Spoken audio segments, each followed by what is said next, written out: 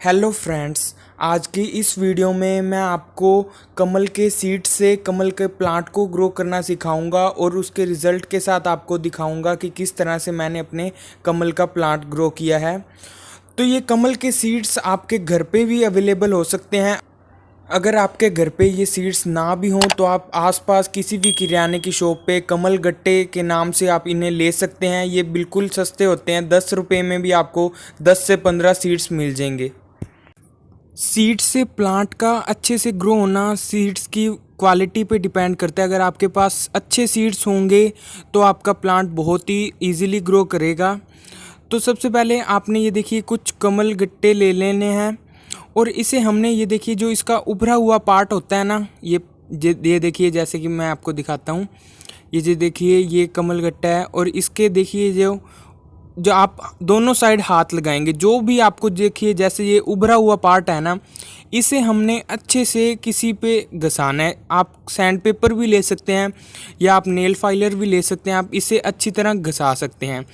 अगर या फिर आपके पास सैंड पेपर या नेल फाइलर ना हो तो आप इसे किसी चीज़ से थोड़ा सा ठोकर लगा के इसका ब्लैक वाला थोड़ा सा ऊपर से कवर अगर क्रैक भी हो गया तो भी ये अपने आप स्प्राउट करना शुरू हो जाएगा।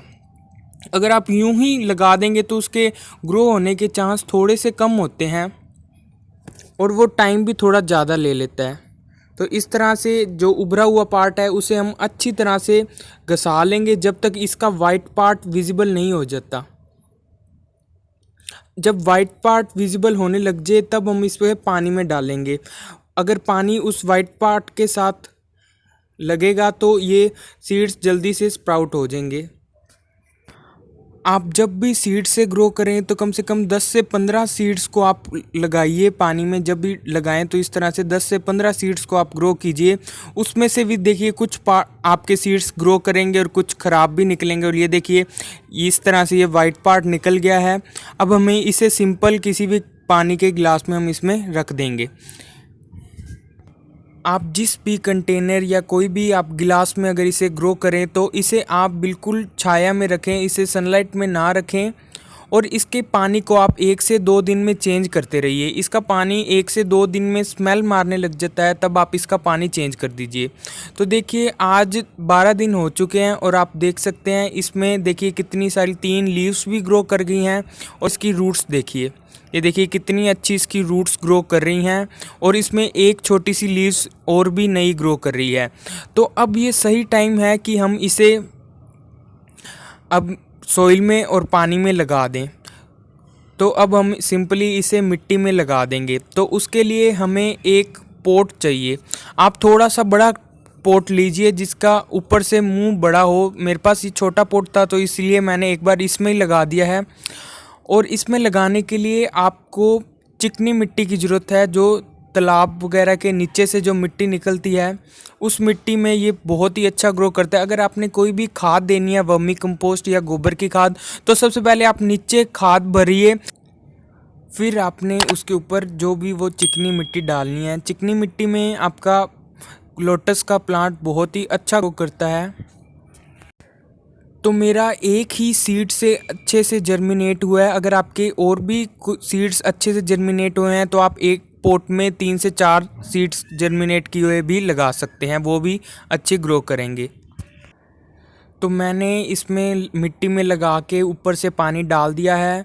तो एक बार अभी इसकी लीव्स मुड़ रही हैं, सेट नहीं है। जैसे जैसे इन्हें सनलाइट मिलेगी तो ये अपने आप अपनी लीव्स शेप ऊपर की तरफ कर लेंगे।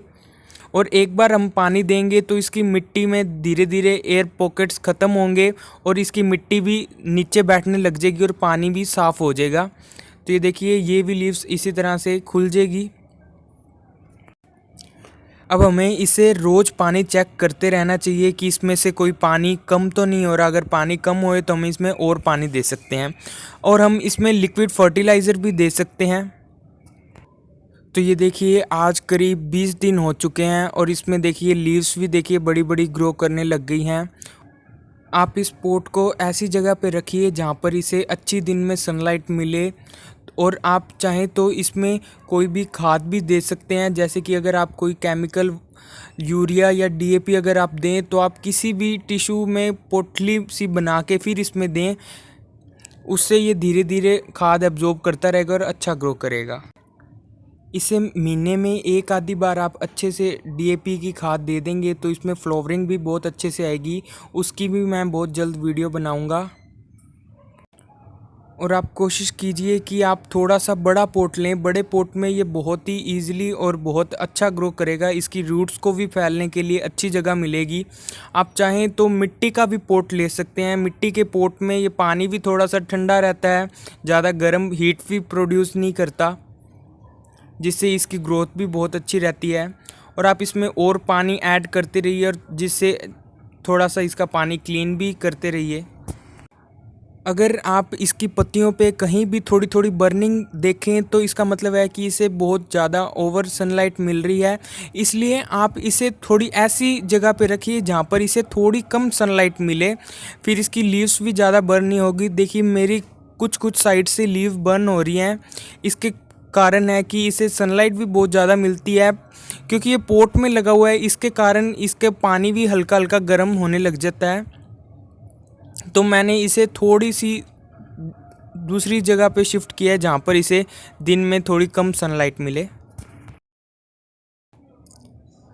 तो अगर आपको मेरी वीडियो अच्छी लगी तो प्लीज़ मेरे चैनल को सब्सक्राइब कीजिए और बेल आइकन को भी ज़रूर प्रेस कीजिए। Thank you for